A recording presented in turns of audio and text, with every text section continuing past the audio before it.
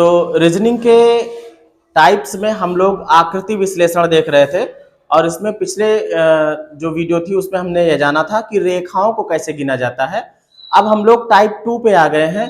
इसमें यह है कि त्रिभुजों की संख्या को गिना जाएगा कि कितने त्रिभुज उस आकृति के अंदर बन रहे हैं। कौन सी स्ट्रेटजी होती है, बहुत सिंपल सी है, उसको आप एक बार में समझ जाओगे, बस आपको उसे ध्यान से देखना है। यहां पर देखो पहला क्वेश्चन है, एक त्रिभुज है, उसके बाद में एक तो इसमें लंबवत रेखा खींची गई है और बाद में आधार पे जो है दो अलग रेखाएं खींची गई हैं और ये पूछा जाए कि इसमें कितने त्रिभुज बन रहे हैं, तो अगर आप गिनने बैठोगे तो बहुत समय लगेगा। आपको कुछ नहीं करना है, बस नंबरिंग कर देनी है 1 2 3 4, जहां जहां पे आकर के ये रेखाएं आके जुड़ रही हैं वही गिनना है। देखो ये है यहाँ पे, तो ये बांट दिया इसको, 1 फिर 2 फिर 3 फिर 4। अब करना क्या है, सिर्फ और सिर्फ इनको जोड़ लेना है। तो जोड़ लो भाई, 1 + 2 + 3 + 4 कितना हो जाएगा? 10। 3 3 6 4 10, ये हमारा सही विकल्प है ना। ये हमारा क्या हो जाएगा? सही विकल्प। अगर आप गिनोगे तब भी वही मिलेगा। तो कौन सा सही हो रहा है? बी वाला। ठीक है बात। अब देखते हैं दूसरे क्वेश्चन को। अगर थोड़ा सा और टेक्निकलिटी को बढ़ा दिया जाता है तब कैसे किया जाता है। कुछ नहीं करना है, जो स्ट्रेटजी यहां पर है लगेगी वही यहां पे भी। यहां पे देखो त्रिभुज बिल्कुल वैसा ही है ना। बस क्या किया गया, बीच से यहां पर एक और क्षैतिज रेखा खींच दी गई, लेकिन इसके खींचने के बाद त्रिभुजों की संख्या बढ़ गई, त्रिभुजों की संख्या बढ़ गई। अब जैसे नंबरिंग तो हम वही करेंगे, जैसे 1 एक यहाँ पे आया, फिर 2 फिर 3 फिर 4, जितनी जगह पर आकर ये मिलकर के त्रिभुज बांट रहे हैं। इसी तरीके की गिनती ऊपर भी कर देंगे, 1 2 3 4, है ना। अब नीचे वाले के लिए पहले ले लेते हैं, फिर ऊपर वाले के लिए जोड़ लो भाई, चाहे ऊपर के चाहे नीचे के दोनों कर सकते हो। अगर ऊपर को लोगे तो 1 + 2 + 3 + 4 कितना हो जाएगा ये? 10। लो 10 हो गया भाई। नीचे वाले का भी वही 1 + 2 + 3 + 4, 4 ही तक जा रहा है ना, ये भी कितना आ जाएगा? तो कुल कितने हो गए? दोनों को जोड़ लो, इनको दोनों को जोड़ लोगे तो आ जाएगा कितना? 20। तो सही विकल्प हमारा कौन सा हो जाएगा? डी वाला।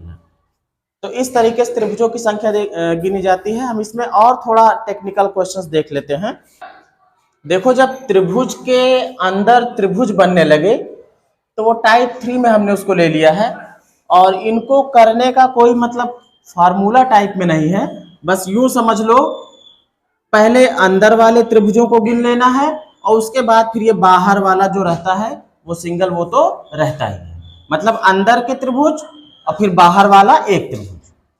क्वेश्चन यहाँ पे देख लो, एक त्रिभुज था और त्रिभुज के अंदर जो है एक दूसरा त्रिभुज बना हुआ है छोटा सा। तो कितने त्रिभुज इसमें बन रहे हैं कुल, वो देखना है। तो पहले अंदर वाला गिनो, ये 1 2 3 और ये 4। फिर बाहर वाला ले लो, तो ये ऊपर वाला ये 5, मतलब कि हो जाएगा कितना? 5 त्रिभुज इसमें आ जाएंगे। विकल्प कौन सही हो जाएगा? ए वाला।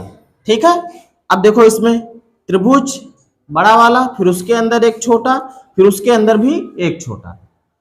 तो पहले तो हम अंदर वालों को गिनते हैं भाई, 1 2 3 4, 4 हो रहा और इसको मिला लो, ये अंदर के इसके बाहर, ये तो हो गया कितना?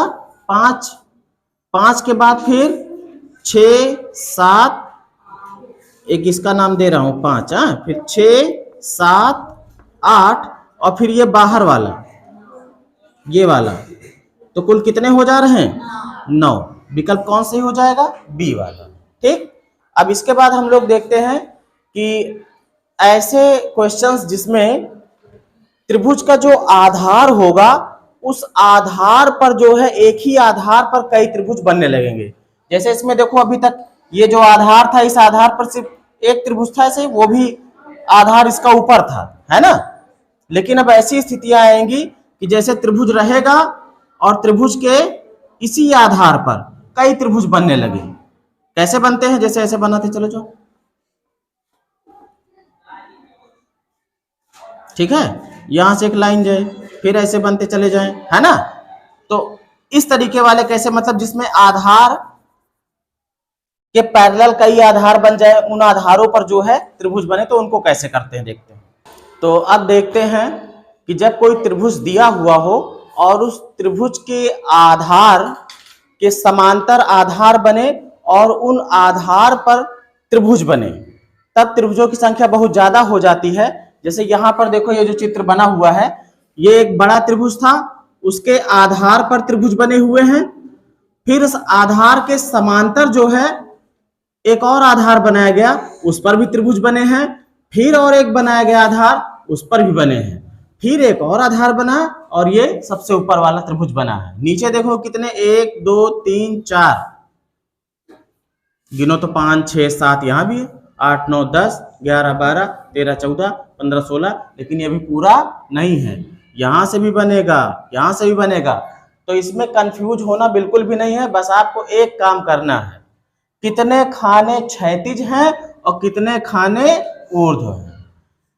आधार रेखा को पकड़ो, गिनना शुरू करो, 1 खाना, फिर 2, फिर 3, फिर 4। अब इसी तरीके से ऊर्ध्व वाले में गिनो, तो 1 2 3 और ये 4, चाहे इधर से गिन लेते, 1 2 3 4। अब देखो दोनों तरफ से 4 4 पे जा रहा, तो ये 4x4 वाला सिस्टम इसमें बन रहा है।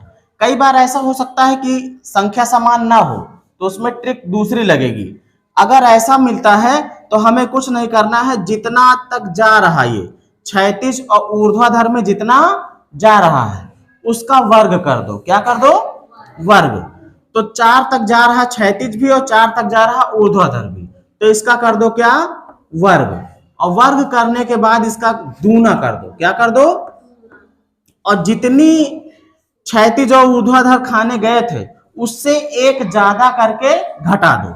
मतलब 4 तक गया है तो एक ज्यादा कितना? 5 होगा, और उस 5 को इसमें से क्या कर दिया जाएगा? घटा दिया जाएगा। अब जानते हो इस पे स्क्वायर लगा तो ये 4 चौक 16 हो जाएगा, और गुणे 2 फिर -5, तो 16 दूनी 32 -5 कितना हो जाएगा टोटल? 27। इसमें 27 जो है त्रिभुज कुल होंगे। विकल्प तो हमने लिखा ही नहीं।